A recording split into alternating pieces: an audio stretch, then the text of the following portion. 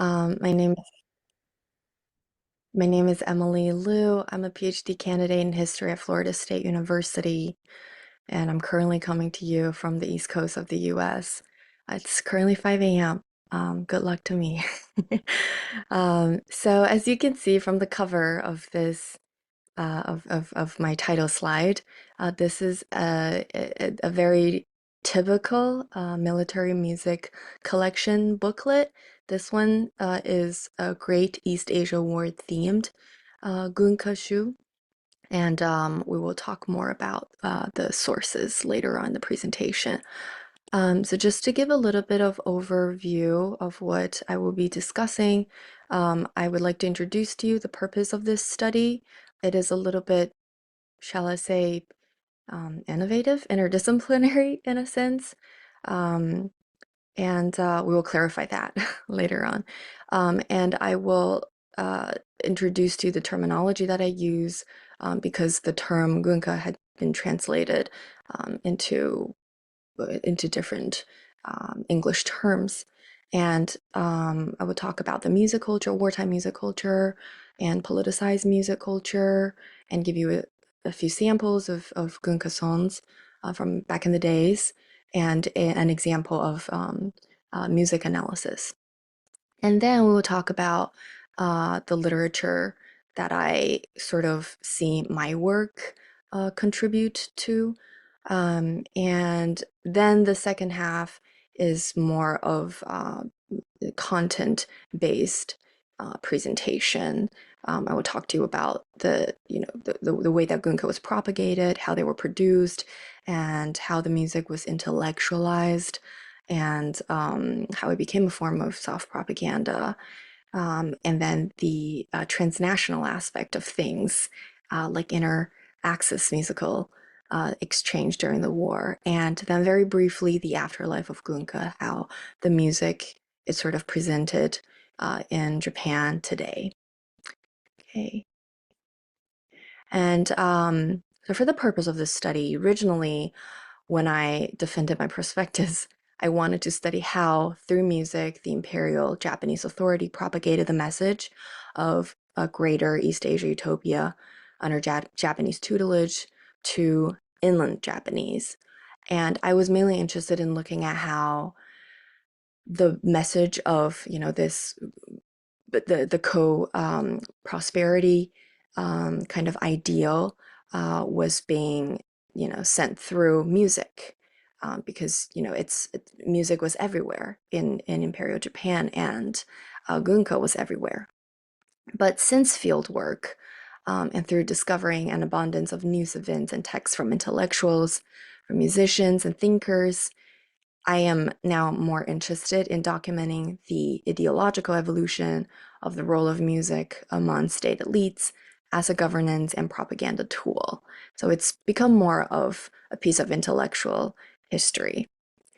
So I see my work as music history, intellectual history, transnational history, a history of propaganda, and of course, a history of Japan and East Asia, of World War II, also inter-axis relations, as well as comparative history. And because I get asked this question a lot, you study music. How is it historical? So I wanted to clarify that it is not a history of Gunka. I do not talk about a comprehensive Gunka history. It is not a history of Japanese propaganda or political music.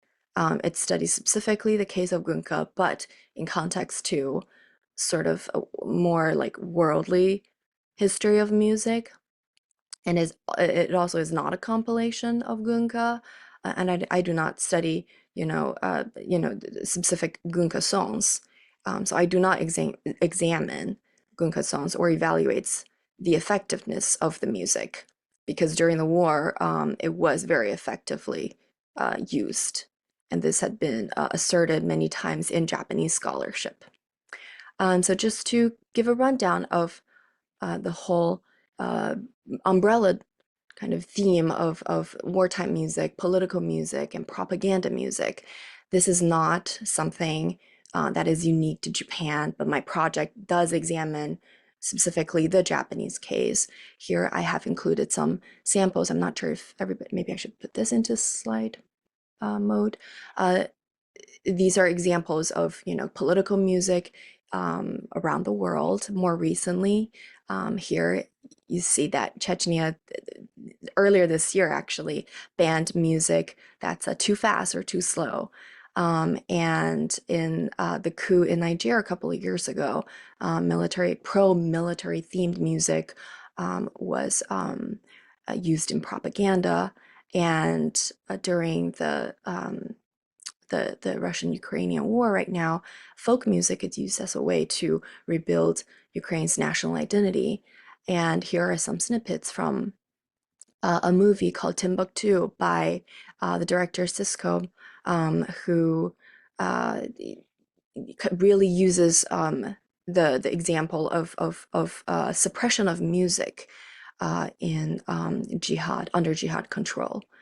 And so, yeah, I wanted to note that each country has their own characteristics. And so Japan, of course, it's special in its own sense.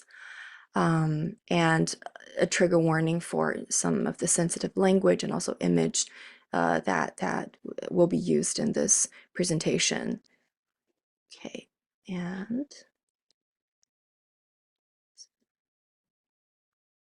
okay, and so the terminology of Gunka I translated quite literally from the kanji as military music, military songs, but it has been translated previously as war music, martial music, war songs, and during the war, it's been referred to, besides Gunka, as kokuminka, citizens' music, or taishu kayo, songs for the populace. And these two terms more or less refer to music that were popular and meant to be sung on the home front. So these were gunka, but they were jugo gunka. They were meant for non-soldiers, non-military personnel. And here I included screenshots of a TV program on the anniversary of the 79th atomic bombing. And here is a hibakusha, an atomic survivor's testimony that Gunka was everywhere back in the days when she was younger. And so this kind of captures the relevance of Gunka back in wartime. Okay, and here I have a sample of a very well-known Japanese military march. I'm not sure if everyone will hear the music, but if you cannot, please pay attention to the lyrics, which will be in caption. I will just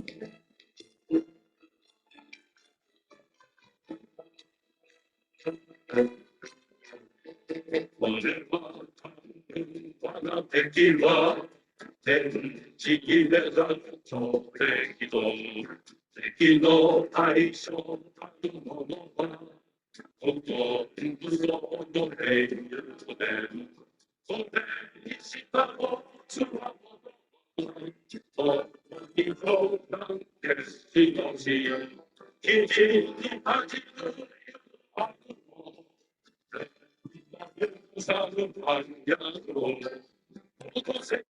okay. Okay, and just to check in, was everyone able to hear the music okay?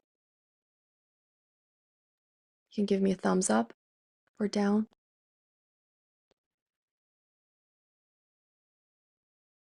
I think you got a thumbs up. Okay.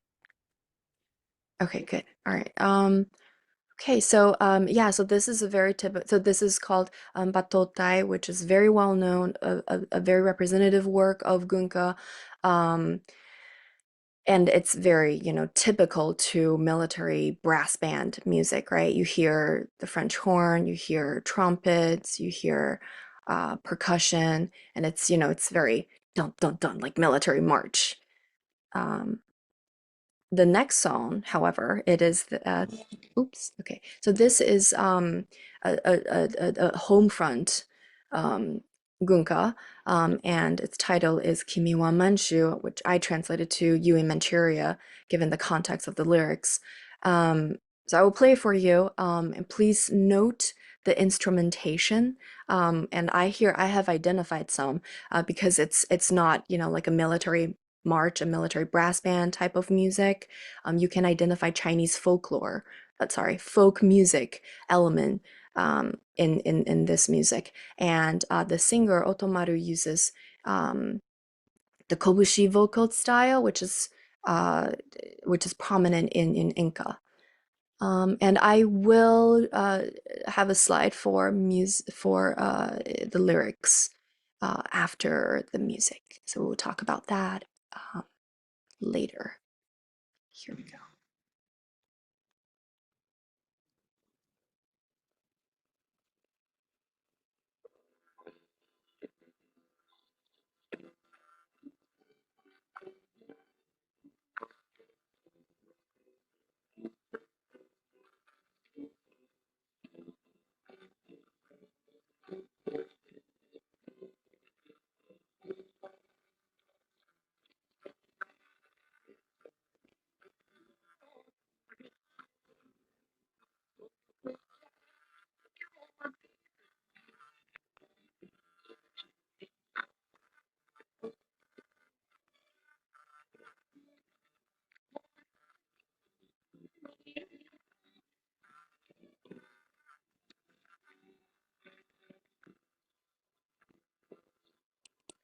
All right.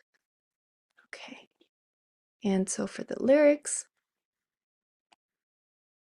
okay. I took on the task of translating it. But full disclosure, I am not trained in translation, but I did workshop the translation with colleagues, and this is the result. So I will read it to everybody. So the English translation I have here is you in Manchuria.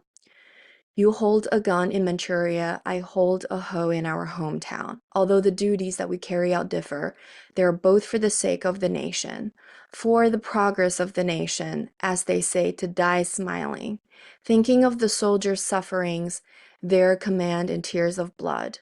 Don't say you will avoid the gifted bullets and come back alive, but I always pray for you to complete your duties safely. Whether decaying under the sea, fading away in the fields, if this is the life gifted to you, how regrettable it is. The spirits bloom in the Kudan flowers. There are a few things to note here. One is that the speaker or the singer here is kind of expressing kind of lamenting that the soldiers are sort of given the command to give their lives, to sacrifice their lives for their country, right? And they say that don't say that you avoid the bullets, the gifted bullets, and come back alive. But I will pray for you that you do come back safely. And it uses the language that, it is regrettable that this is the kind of life that's been gifted to the soldiers. So it's kind of, conflicting in a way. The sentiment for patriotism, right? But also really sympathizing with the soldiers. Um, and okay, and if you have any questions about the lyrics and also suggestions, for translation and such, please let me know after the presentation. I welcome it. Okay, and here are some examples of martial music and wartime music from other countries. You're welcome to take screenshots of this. Um, but not every single song here is necessarily pro the the regime. Um, but and these are all from different times, like La Marseillaise, which is the which is a song composed during or maybe pre French Revolution, and it's now, of course, as you may know, the national anthem of France. Um, and also, Bella Ciao is actually an anti-fascist song. and it was composed way before World War II, but it's more prominently spread during the war. Okay. And here is a brief literature review. Um, I, I, you really can't find anything on Gunka in English. Uh, at least in published monograph. There have been several graduate student work. For example, Sarah J. McClemens' dissertation in ethnomusicology titled Music, Politics, and Memory, Japanese Military Songs in War and Peace. And this is the most recent work that I know of. There have also been master's theses in the past. Um, from decades ago, and I was not able to procure all of them as some work are not accessible.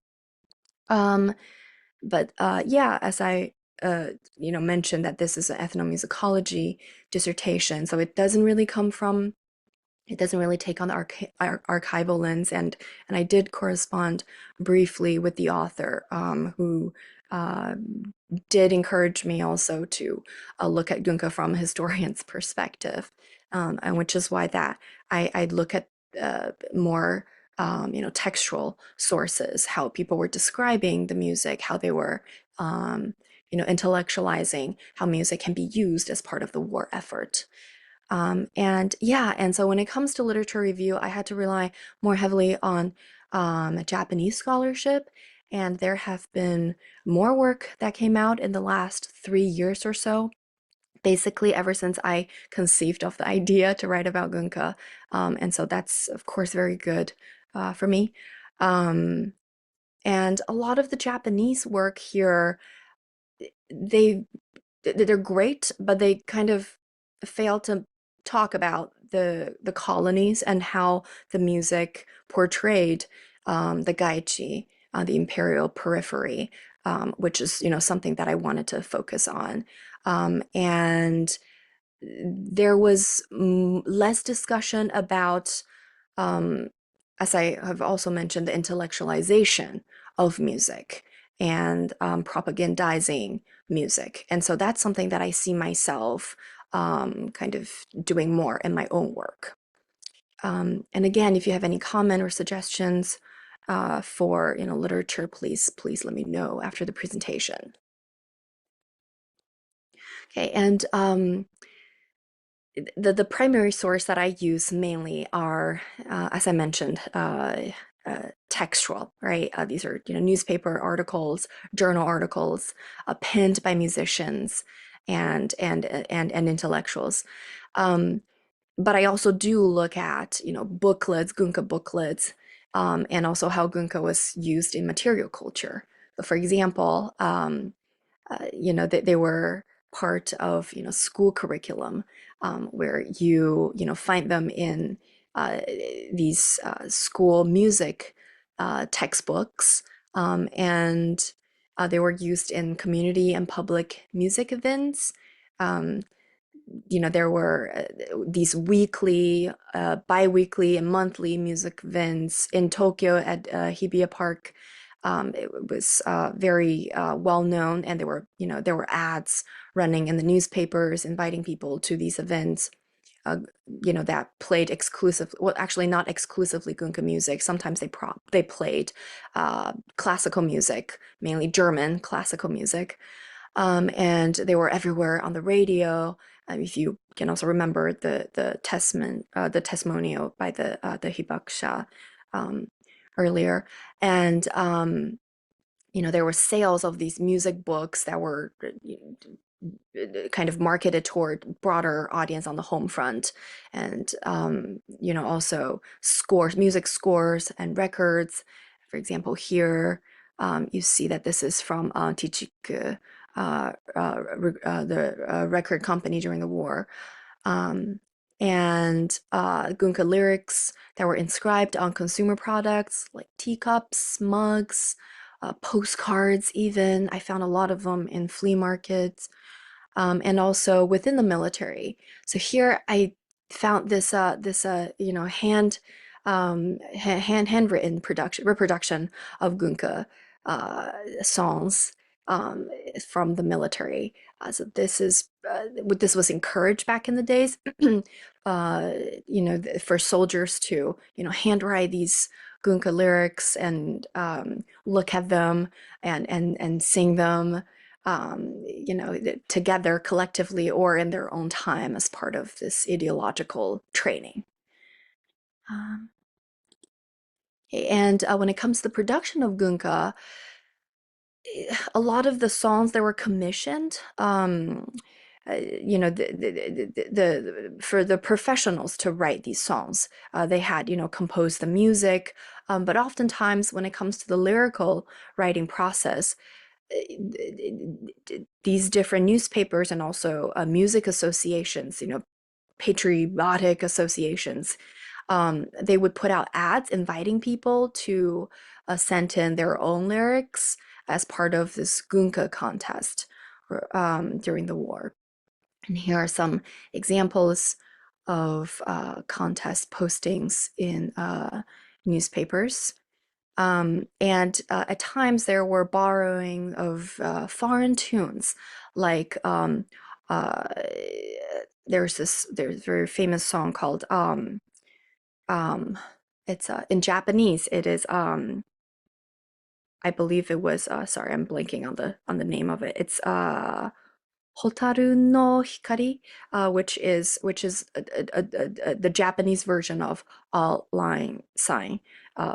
It's the same tune, like da da na na na na na na da da da da da da, which you may be familiar with. If you live in Japan, as they play this, at the closing time of stores and such.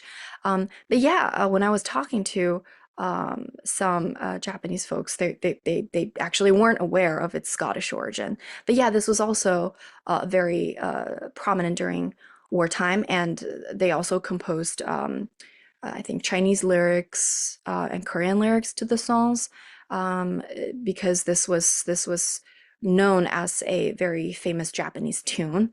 And then it was kind of spread to the Gaichi. And many Gunka songs were not even discovered because, so many people from, the grassroots, from the home front, were composing songs or writing songs, and they were submitting these songs, but they were not selected, so they were never published. And so there are, a lot of these buried Gunka songs that we may never know. Uh, and for the official narratives that were coming from the government, because the Imperial Japanese Authority did not have sort of this official ministry of propaganda like Nazi Germany did, right?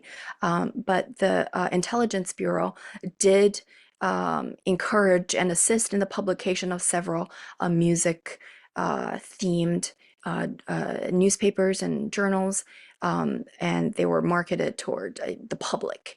And these are some of the very well-known ones back in the days. Um, there's Ongaku no Tomo and Ongaku Bunka Shimbun and Ongaku Kyoiku Kenkyu and Ongaku Sekai.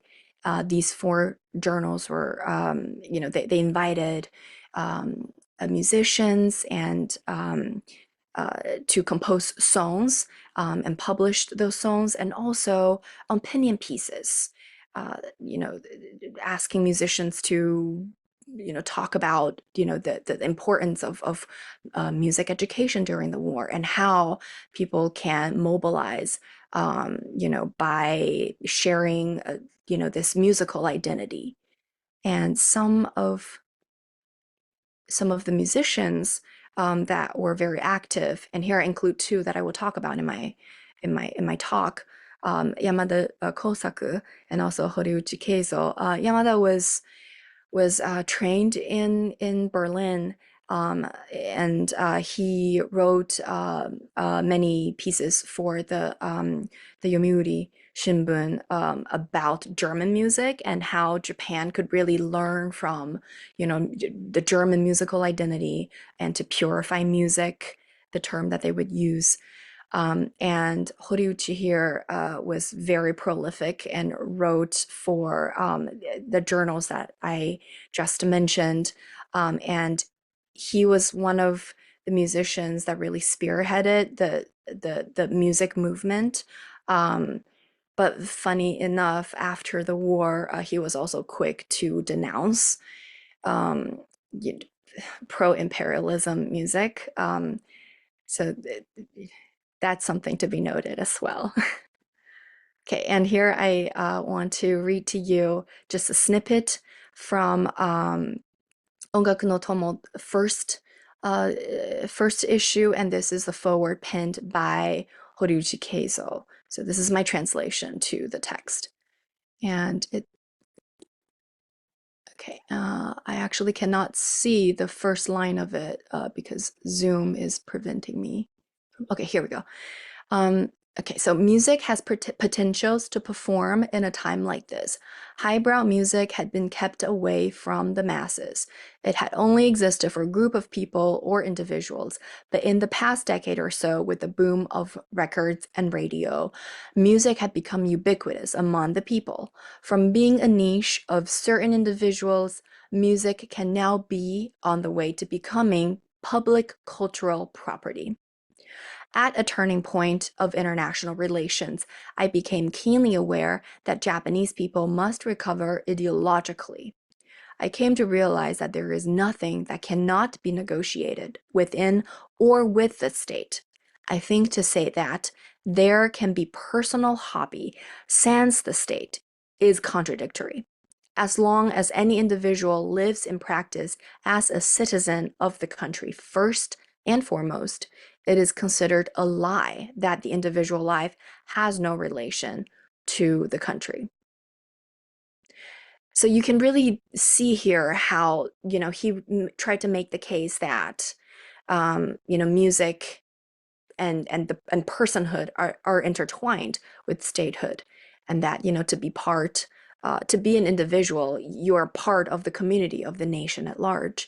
And music is something that, no longer belongs to just the elite class. It now belongs to the people. And to be part of the community um, means that, you're embracing, this a new shared culture that includes music, right? So a shared musical identity, of course, it really elevates the social status of musicians as well. Okay, and I wanted to introduce this idea that it's not it would actually to remind you that it's not unique to Japan, because this was something that also had been done in the U.S. By the Music Educators National Conference, or the MENC. This was something written in the Music Educators Journal uh, after the US entered the war. And it reads, "The Music Educators Conference believes that, as an organization, it can best serve both immediate and future causes by continuing with stepped up vigor its projects designed to generate and fortify unity in and among the Americas, when taken in all their many facets. The American Unity Through Music program and its subsidiary, the Music for Uniting the Americas, are broad enough to embrace a large portion of all that is possible for professional, voluntary organization, such as ours, to do, both for the present wartime necessity and the future peacetime rehabilitation of man and orientation of thinking. Our principal concern, therefore, will be, without losing sight of art's sake, to tie in our personal bent and our professional activities with the vastly important behind the lines defense. It is not possible to go out and defend a way of living and expect to find it waiting for you when you come back. It is our job to see that it is here for those who come back, not just waiting, but growing in soundness and practice. Ha, soundness. Did you catch that? um, yeah, so this is something that, had also been echoed among American musicians and music educators, right? To elevate the status of music in wartime home front. Music, unites the people. Music mobilizes the masses. And a little bit on inter-axis musical exchange. Um, Japan sent a lot of its music students abroad to study in Germany. Here are some reports on uh, these Japanese music students studying abroad. And Japan also hired a lot of German music teachers here. For example, is a report of Yunkeru sensei, who was very famous during that time, um, to teach classical music in Japan, and also to train the younger generations of Japanese musicians in Western musicology. And there were army and military band music performances, being invited from abroad to perform in Japan. And there were many pieces, newspaper pieces, gosh, so many of them celebrating Austrian German music composers such as Richard Wagner, who we'll talk about in the next slide. Um, as you may have heard, Wagner was uh, this kind of like idolized figure among the Nazis and personally idolized by Hitler himself, because he very famously denounced Jewish musicians. Um, uh, but yeah, there was this kind of idolization of Wagner also, among Imperial Japanese musicians as well. Okay, and um, following the Nazi footstep in music cleansing, as I also mentioned earlier, this whole discourse on, how to purify music. This was something that was first, introduced by the Nazis. And then the Japanese reported on this and then praised how, this is a brilliant move to to reorient the ideological kind of the ideological centralization among the masses on the war front. And so these are some images of this denouncing of, degenerate culture and music exhibitions in Nazi Germany at the time. So we did mention about Wagner's kind of anti-Semitism back in the day, in his publication of Judaism in Music, in which he basically said that Jewish musicians can only replicate and they are not original, so they cannot produce original work. And the Nazis also instituted the Reich Chamber of Music, with its first head, um, under the leadership of Richard Strauss, who was also invited to perform in Japan, and Vice President uh, Wilhelm Furtwängler. Um, and there's such thing as cultural Bolshevism for the Nazis, which is, anything that is kind of, the cultural production kind of praising communism, as well as aligned with more, Anglo-American political ideology. And uh, yeah, so you do see these very racist character of, for example, Black Americans playing jazz music, which was banned in Nazi Germany, and Anglo-American music were also banned in Japan during the war. Uh, but this is not to say that Japan took on the same kind of racist ideology as the Nazis did, but they certainly did condone it in a sense. So yeah, these are some newspaper screenshots that I want to showcase in this presentation. So there was this essentialization of how, music kind of characterizes a whole people, um, and having a music identity, a pure music identity, makes the country, or this people, superior in a sense. And again, idolizing uh, German classical uh, music and also musicians. Um, and kind of like, applying it to the Japan case, where, Japan needs to also assert the importance of Japanese folk music. And because it's more pure, and in a way it's superior to other forms of folk music in the Gaichi. Okay. And just very briefly, um, to talk about how Gunka is survives today. It did survive, but for the most part, it is not popular. But it's very much popular and alive among a lot of historical revisionists. So this year, on August 15th, I did visit the Yasukuni. And they have these commemorative events among these people who uh, do kind of remnants about wartime together. And here is a group where they were gathering around and seeing Gunka.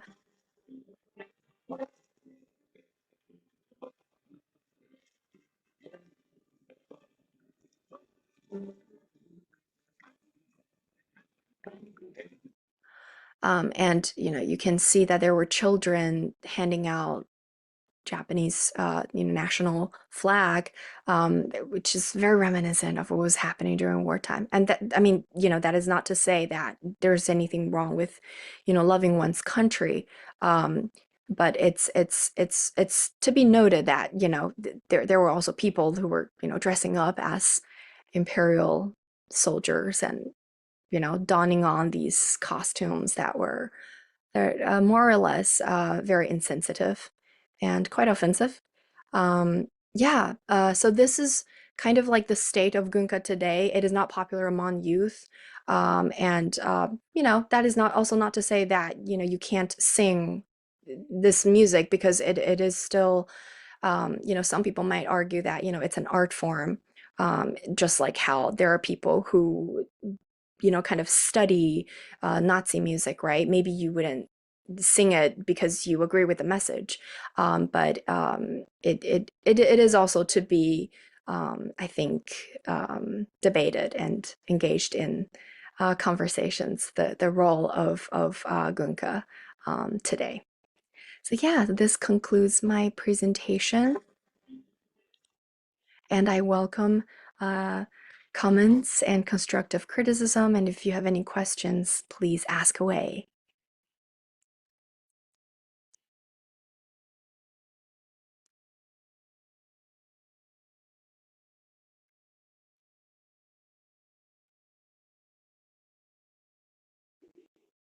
Okay, I do see some things in the chat here. Oh, okay, I'm sorry. Several of you were not able to hear the song. Okay, because propaganda hasn't changed much out at the time and later. Yeah. Yeah, thank you. I hope that I addressed somewhat that aspect of things. Um, okay, and Joelle, would you like me to go ahead and facilitate, or? Oh yeah, please. I mean, I'll just draw your attention to anything if it's kind of hanging in the background, but otherwise it's completely, you know. Okay, thank you. Um, yeah, so, well, I guess I'll just briefly respond to Patricia Yarrow's comment here. Um, I wonder how the reception of it was held at the time and later. So, Yeah, so to the post-war, it's not very well known among younger people. I mean, they know what Gunka is, but they wouldn't really be able to know any of the melodies. Um, uh, yeah, but if if you ask some of the older folks, they may be able to sing to you, these very representative pieces of work that were very well known back in the days. And they were very popular. They were everywhere. And as I mentioned, Gunka itself was not just, there were two like kinds of Gunka, right? There was the military, really like, to be sung among the military personnel. And then there was the home front Gunka, which included, a lot of popular songs or military themed music and pro imperialism theme music. And they were, part of, the popular song movement and also prominent in the theatrical productions. Um, so yeah, so needless to say, it was a very effective form of home front propaganda. And Corinne Narita? Hi, I'm just turning Oh, cameras and stuff on. Can you hear me okay? yes. Okay, brilliant. Um, yeah, thank you so much for your presentation. This is super fascinating. So first of all, thank you. Um, I had a couple of historically sort of oriented questions, and I, respect that, as you said, your kind of main focus is musicology. Um, so this might be out of your remit, but just a couple of things that came to mind. The first thing is you mentioned towards the beginning of your presentation that some of this music was, or it was also referred to as kokuminka or taishu ongaku, right? Mhm. As not just as like military music, but music for the people. And I was wondering if you had any sense of when this terminology changed, right? Was there a kind of pre-war, post-war divide in terms of what it was, how it was referred to? Because I think, now we call it gunka. The It's my first time kind of hearing it called kokuminka. Oh, And so I was wondering, because if there's any kind of shift in the terminology there. Um, because I think that could be quite interesting. Um, the second question I had was about so towards the end of the presentation, you spoke about how um, the idea of kind of like essentialization was borrowed heavily from Nazis and the sort of Nazi approach to music. But I was wondering if there were any sources of, if you will, indigenous kind of thinking on the role of music in terms of essentializing. So I know you mentioned a few names towards the beginning, but not just in terms of sort of borrowing Nazis, but a sort of local sources of specifically the kind of ethnicization or essentialization of the role of music. And then related to that, and again, this might be out of your remit, but if there was any kind of relating back from Japan to, say, the Nazis or the Italian fascists in how music was conceived. So I mhm. hope those make sense. So let me know if anything wasn't clear. But yeah, thank you so much. Yeah, thank you. Thank you so much for the comments.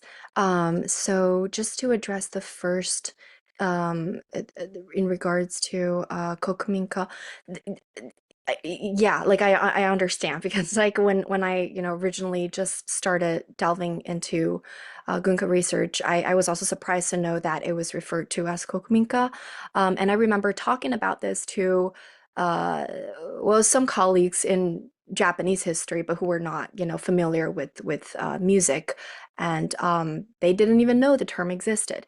And this is something that's used by Japanese scholars in Japanese scholarship of Gunka. Um, that these terms were sort of used interchangeably during the war, there isn't really a clear divide as to like, what constituted Gunka or Kokuminka or when the two terms kind of merged together. But I would say that based on like, the sources that I have seen, it was kind of after the war that you know there was a more clear divide between, Kokuminka is more of home front Gunka, and Gunka is kind of just the umbrella term for anything that was kind of pro-imperialism, and heavily military themed music. Um, but during the war, these two terms were used interchangeably.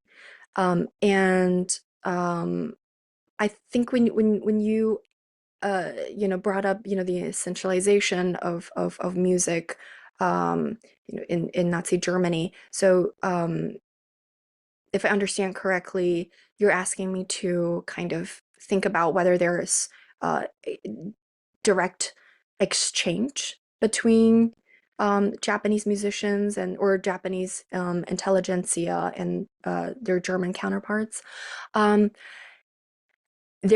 so I have not found any direct like letters, for example, or like exchanges of communication between them.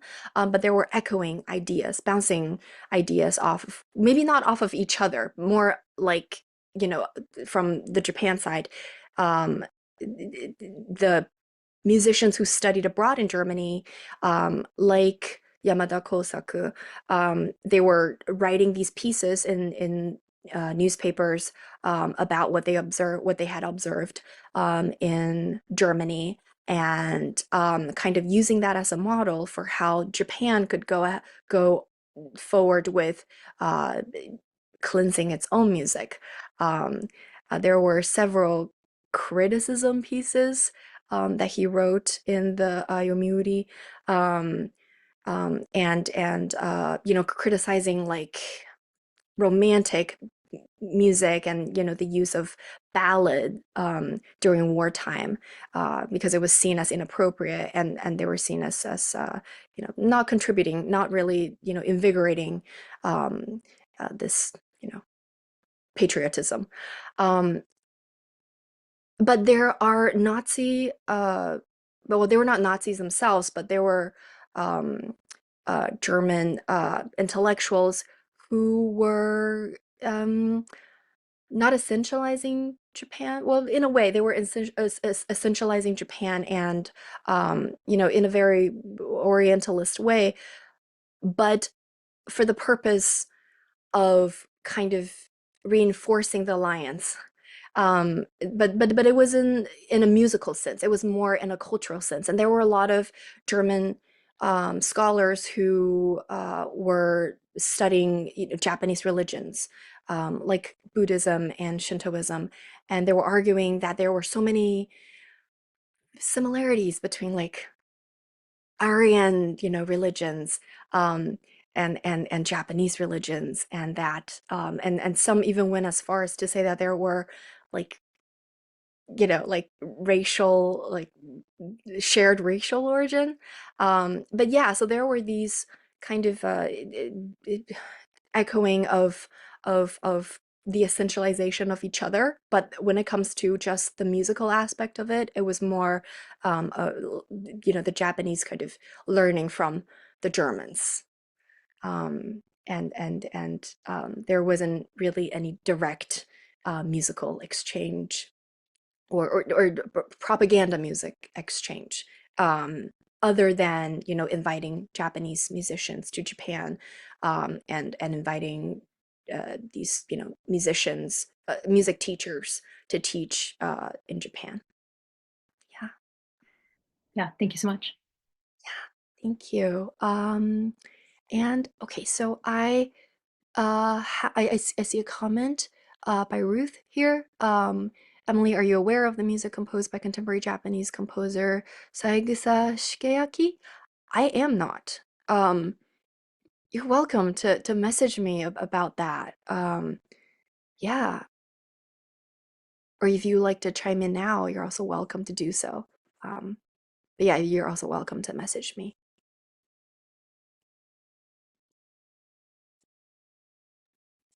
I think you've also got a question from Jim. Oh, yes. Yes. Hello, Jim. Can you hear me now? Hello. Let me first check if you can hear me. Okay. Yes, we can hear you. Thank you, Emily, for a very interesting talk. I learned a lot, and I have lots of things to pursue thanks to your comments. My question is about this idea of purity that you mentioned a couple of times, Japanese purity and the purity of music, and I wonder if Capture. there was, I wonder if there was conversation, discourse, debate over the fact that Gunka, military music in Japan, was, I mean, entirely a sort of Western genre that was imported to Japan during the Meiji period. And so was there a debate about forming a different genre or rebooting an older Japanese genre for the purpose of national unity and national identity? That is a very good question. I have been asking the same question because I have not really been able to see any discourse on that. If you look back in the newspapers, you know, like Hang on.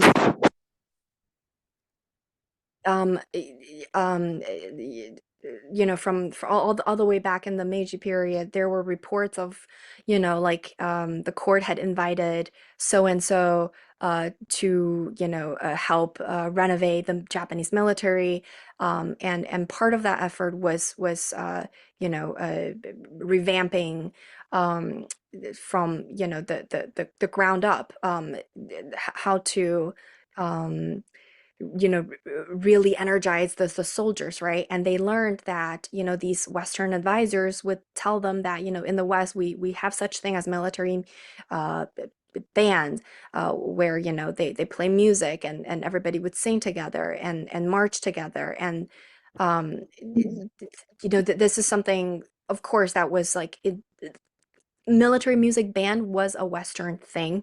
It was a Western phenomenon, but war music isn't necessarily, right? I mean, they go way back in the days, like it's, people have been using music as part of, to mobilize soldiers on the war front, and warriors. Um, but That before I didn't use this fucking. yeah, but when it comes to like, learning from the West, but also inserting some Japanese characteristics, in terms of just military music, I wasn't able to find anything about, the purification of military, band music.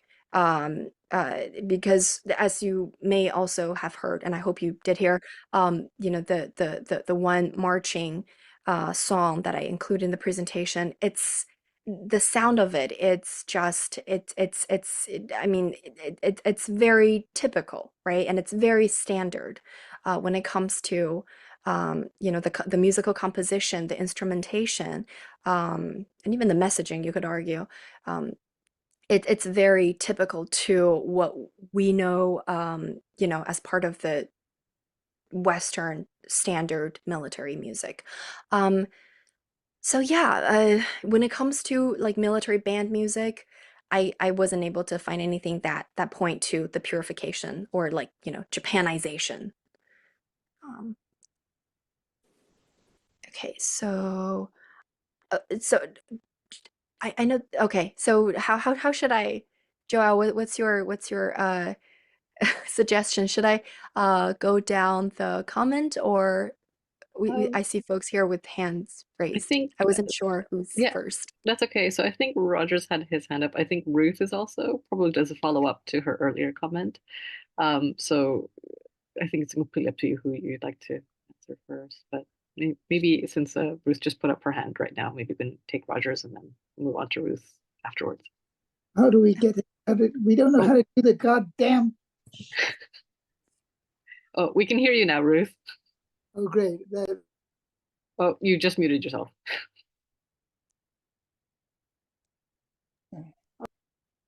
Go Okay. for it. Can you hear You're me? muted now. Can you hear me, Emily? Yes, yes, I can hear you. Okay, Saigusa Shigeaki is a very famous contemporary Japanese composer Mhm. who's, among other things, one of the founders of the Roppongi Men's Chorus Club, which I used to sing with.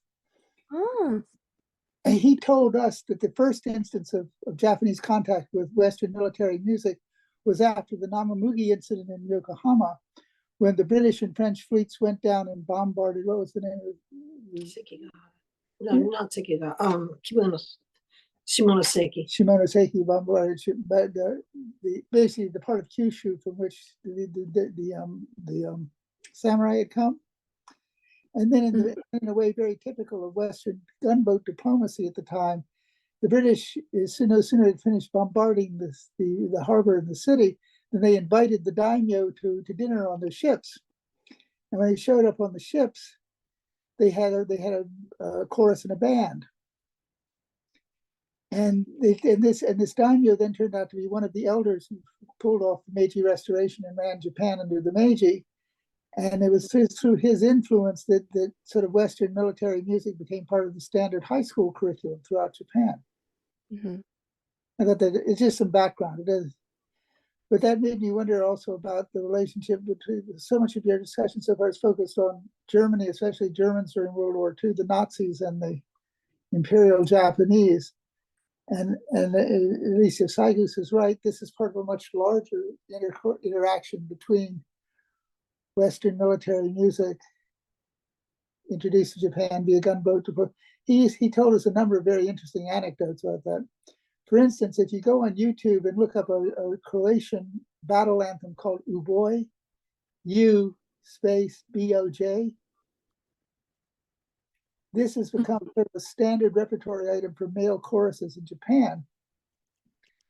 And it has become so because this is a very complex story, but what happened was that the czars of Russia had recruited a bunch of people from Central Europe to fight in what they called the Czech Legion to fight the Germans. And then after the Russian Revolution, these people, this army went on the white side with the czars and basically controlled the Trans-Siberian Railway until Trotsky and the Red Army managed to push them off the other end of the continent in Vladivostok. They were evacuated on ships supplied by the Brits and Americans, and one of which had engine trouble and put into Kobe to get the engines repaired. And while they were stuck in Kobe for a couple of months, somehow the Croatian soldiers who were on board got in touch with people at I think Kansai Gaidai or something like that, the university chorus down there. They loved the Croatian music and started singing this Croatian song, which you can now find on YouTube, sung by a chorus of 1,000 Japanese in a mass, singing it both in Japanese and in Croatian. And it's a fight song. And it's a fight song. Da da da da da da da da da da da da da. Anyway, that's it. I just threw some of this as a bit of background. Mm. What is the song, that the Croatian song? What is the title of it?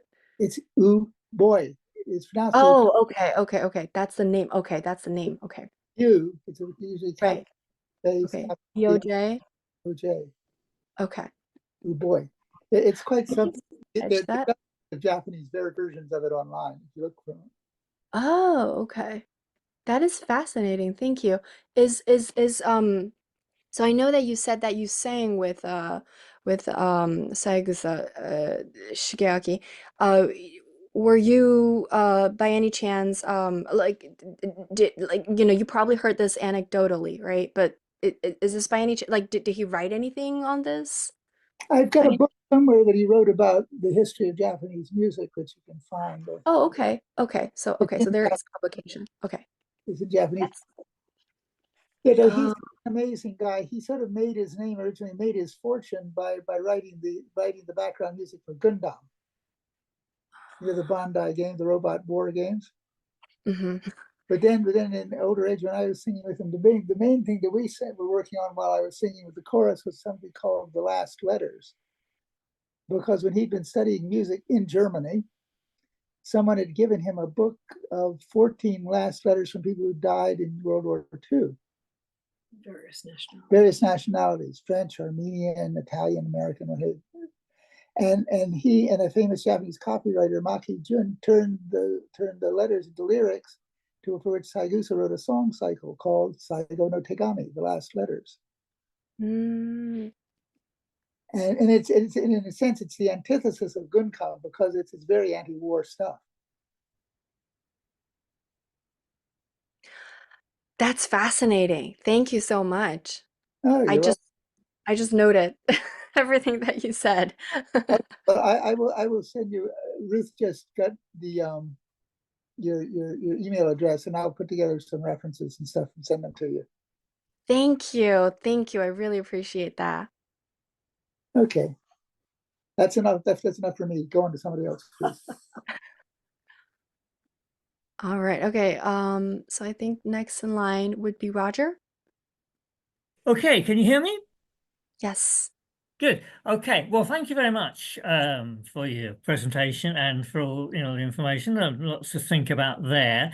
I've a couple of things I could throw in, which you don't have to take, but one would be naval music, and also another thing is film music. In particular, as far as if you wanted to go into film music. I mean, if you took some of the names of the composers, and looked them up in the Japanese database, you may they may have credits for the music, or they may, at least in one case, be the name of the protagonist of the biopic.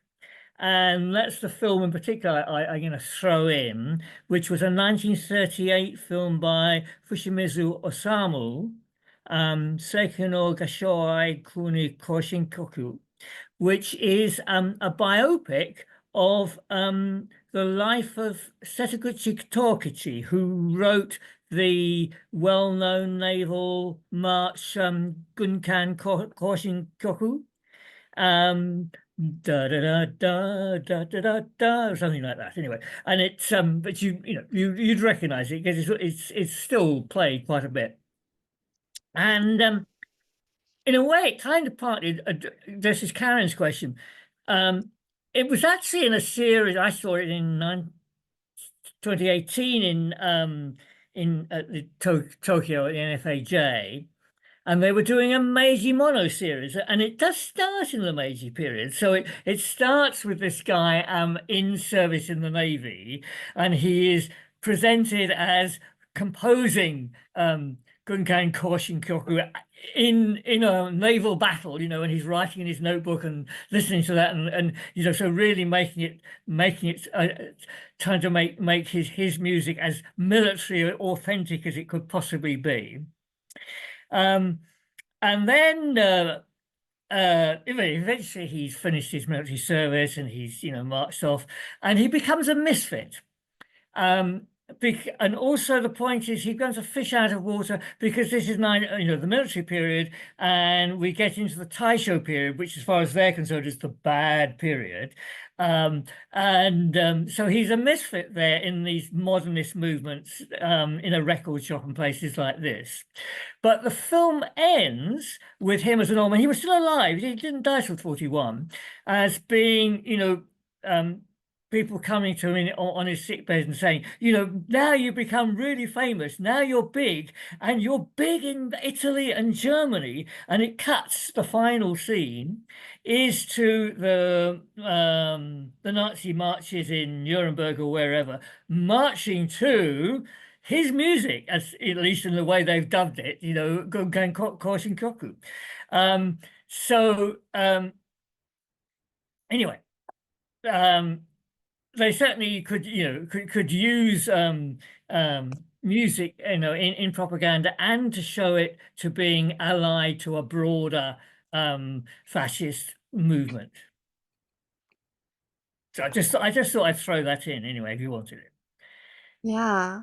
Yeah, thank you for that. And what is the name again of I the can movie? send it to you. So I mean, it would Okay. translate in English as Century Chorus Patriotic March, Seiki no Gashoai Kuni Koshinkyoku. But if Okay. you like, I'll send you the Yes, title please. in Japanese script. If you yeah, okay, Yes, please. That would be wonderful. right. Thank you so much.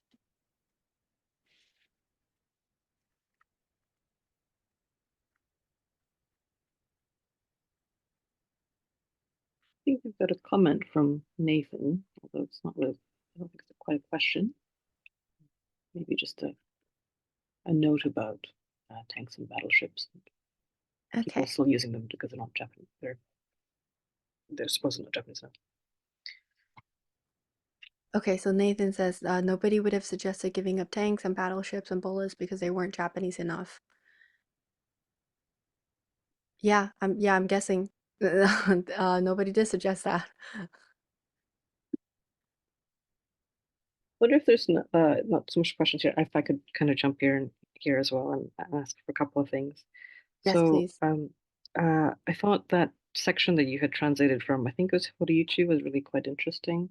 I didn't see the original, but I think you translated it as, they were looking for more highbrow music, right? Probably along with, the cleansing or purity of Japanese music. So I kind of wonder, I know you're focusing more on kind of the ideological discourse of it and how people were talking about it, but I wonder if you found any kind of parallel or perhaps disconnect between what they were saying and what kind of music was actually being produced, right?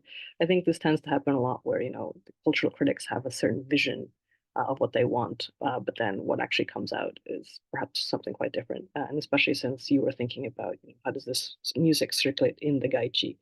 And also on that note, I was wondering, if this music was kind of intended as soft propaganda, uh, was it kind of meant to be circulated only to troops abroad, or was it also kind of meant to be sent to colonial subjects, or what was the kind of intended use for it, I guess, or intended audience, perhaps? Hmm.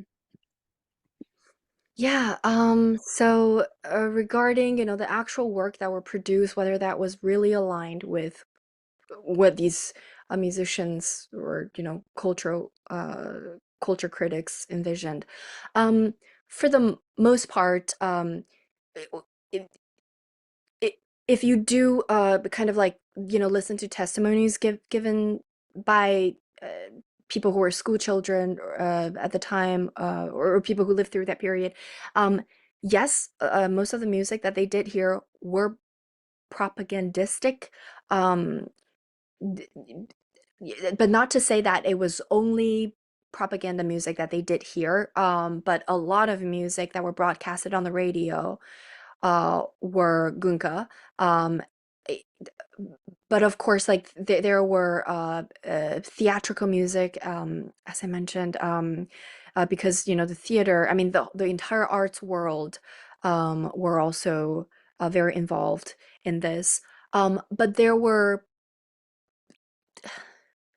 I guess we can call like art music, but the kind of music that were kind of like uh, advertised and they were promoted, uh they had to be invigorating in a way.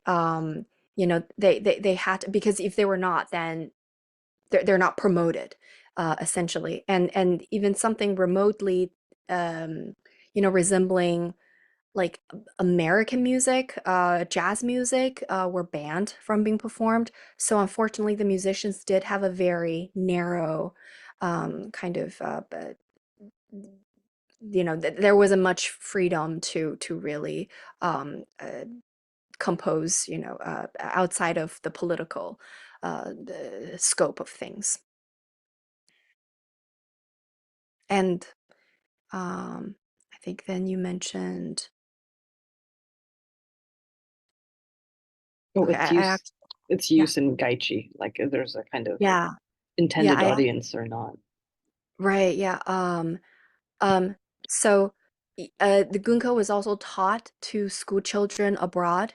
Um, my grandparents are from northeastern China, and they grew up well, they went to elementary school learning Japanese, and they remember some songs, melodies, if not lyrics, but they do remember the melodies. And I did talk to a music scholar who had studied or had written on Gunka decades earlier, and she told me an anecdote about talking when she was on research and talking to I think it was someone from Taiwan who learned Japanese Gunka uh, when they were younger, and he just kind of like he learned, oh, you're Japanese, let me sing you a song that I know, and he just like belted out this uh, Japanese Gunka song, and it kind of stunned um, the scholar.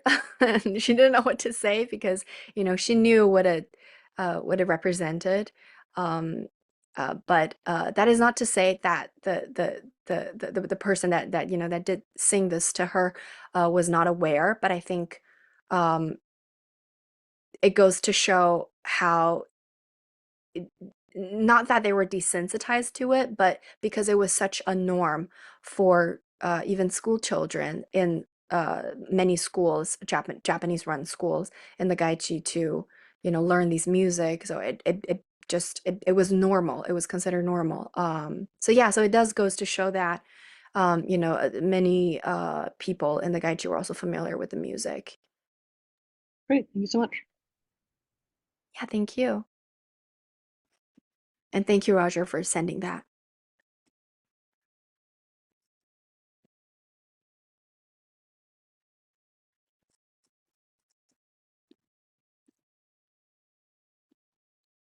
Okay, do we have any other questions? Thank you, everybody, for the wonderful comments and suggestions.